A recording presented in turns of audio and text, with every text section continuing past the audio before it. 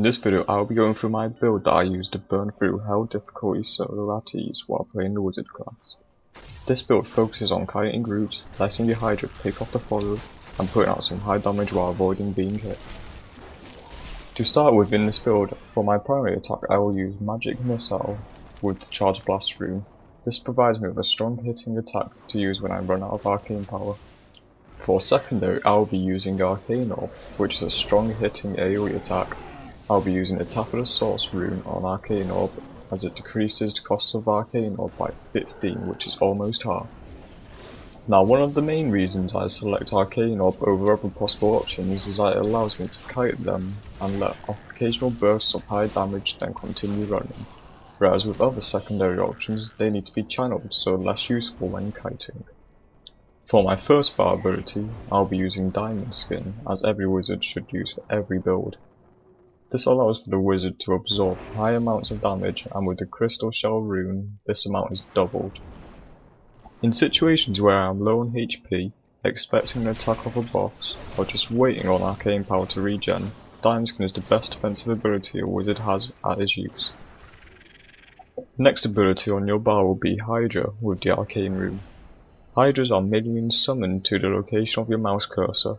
They cost 15 arcane power and up to 15 seconds. When kiting, you can drop them in front of your location and run past it, letting it deal with some of the followers. Fortunately, the enemy will not attack the Hydra. The Arcane rune switches the damage type from fire to arcane, and also causes a small explosion dealing AoE on the place of impact to all monsters in the area. Third on the bar we have Magic Weapon with the Force Weapon rune. Magic Weapon is an ability which gives you 10% increased damage over 5 minutes. Add on the Force Weapon rune and you gain an extra 5% damage and a 2% chance of knocking your enemy back. This 15% damage increase is quite a large amount and increases everything from your Magic Missile to your Hydra's damage. Finally on your bar you have Energy Armor. This increases your total armor by 65%, but decreases your arcane power by 20. This alone is a good reason to take it, but add on the Force Armor rune, and it's a must have for Hell and Inferno. Force Armor protects you from all attacks that deal higher than 35% damage, and reduces them to the 35% mark. So if a hit was to take away 50% HP, it would instead take you down to 35%. This is especially helpful on bosses that deal heavy damage, such as the Butcher.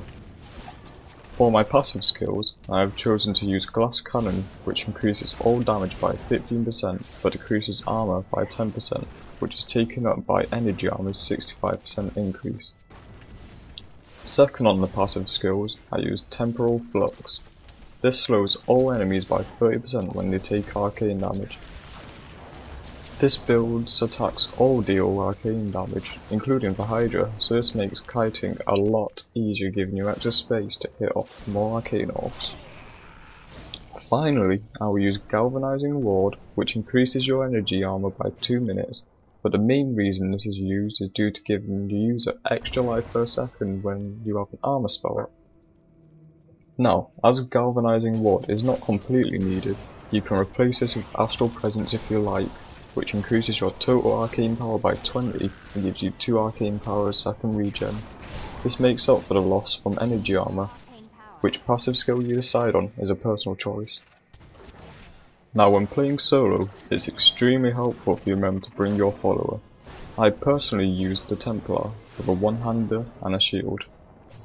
I find it helps because he fights them at melee range and can also heal if you're given the skills on his follower options. The Templar skills I have chosen are Heal, Loyalty, Charge, and Guardian, which I see them as useful for allowing me to continue doing my job and staying alive. That's the end of this quick guide. If you enjoyed it, please like, comment, and subscribe for more content soon. Thanks for watching, goodbye.